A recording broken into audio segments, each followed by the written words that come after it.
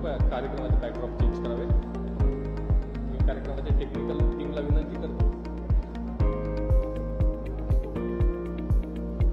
Group फोटोची तयारी पूर्ण झाली असून मान्यवरांसोबत या सर्व आत्मसमर्पित माओवादी सदस्यांचा ग्रुप फोटो घेण्यात येत आहे.